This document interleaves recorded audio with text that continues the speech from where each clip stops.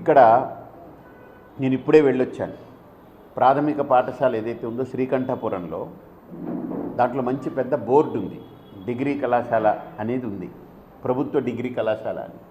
నేను చూసి లోపలికి వెళ్ళి ఎంతమంది డిగ్రీ విద్యార్థులు కనీసం కొంతమంది అయినా ఉంటారని చూస్తే అంతా 5 ఏళ్ల పిల్లలు 7 ఏళ్ల పిల్లలు వీళ్ళందరూ ఉన్నారు. ఇదేంటి వీళ్ళు డిగ్రీలు చదువుతున్నారా ఇక్కడ అన్న ఫీలింగ్ కలిగింది నాకు.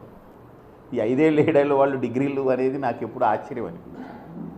అక్కడున్న స్టాఫ్తో మాట్లాడితే అక్కడ 4 టీచర్లు ఉన్నారు, మొత్తం అక్కడ 80 మంది పిల్లలు ఉన్నారు. ఆ చిన్నపిల్లలకి ప్రాథమిక పాఠశాల ఏదైతే ఉందో అది నడుస్తూ ఉంది.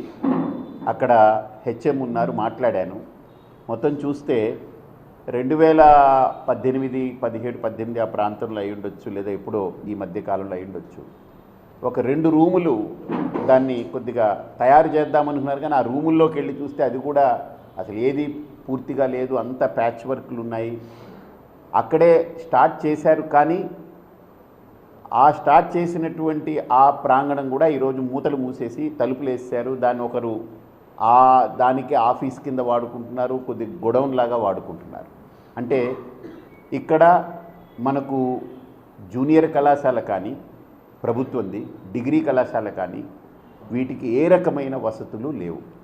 నెంబర్ 1. నెంబర్ 2, ఇప్పుడున్నటువంటి ఈ ప్రైవేట్ రంగంలో ఉన్నటువంటివి ఏదైతే ఎయిడెడ్ కాలేజీలు ఉన్నాయో, ఒక 2 కాలేజీలు ఉన్నాయి. దాంట్లో 8,000, 9,000 అంటే ఉండాల్సిన దానికంటే అదనంగా ఎక్కువ స్థాయిలో, గరిష్ట స్థాయిలో విద్యార్థులు ఉండడంలో అక్కడ వాళ్ళు కూడా భరించలేరు, ఎక్కువగా దాన్ని తీసుకోలేరు.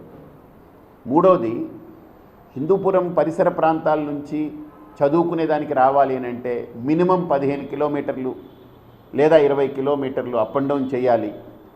రవాణా సౌకర్యం సరిగ్గా లేక చాలామంది ఆడపిల్లలు ఇబ్బందులకు గురయ్యి వాళ్ళు మానేశారు చదువు. ఇంత దూరాభారాలు ఏం వెళ్తామని.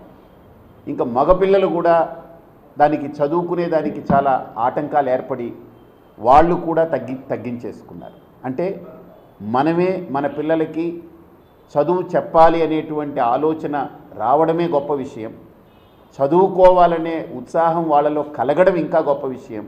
కానీ ప్రభుత్వము దానికి ఏ రకమైన సహాయ సహకారాలు అందించకపోవడం, నాయకుల యొక్క నిర్లక్ష్యమనే, పాలకుల యొక్క నిర్లక్ష్యమనే ఇది స్పష్టంగా కనపడుతుంది.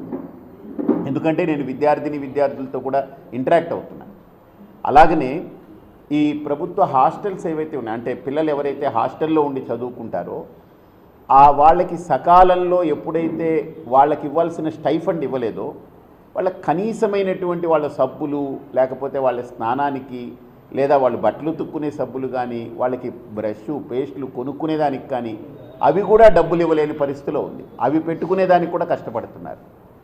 వాళ్ళు స్టైఫండ్ సకాలంలో చెల్లించకపోవడం వల్ల మెస్సు బిల్లులు కట్టకపోతే వాళ్ళు కూడా భోజనం ఎంతకాలం పెట్టగలరు? నాణ్యమైన భోజనాలు లేకుండా వాళ్ళలో ఆరోగ్య పరిస్థితులు కూడా కుంటుపడిపోతున్నాయి.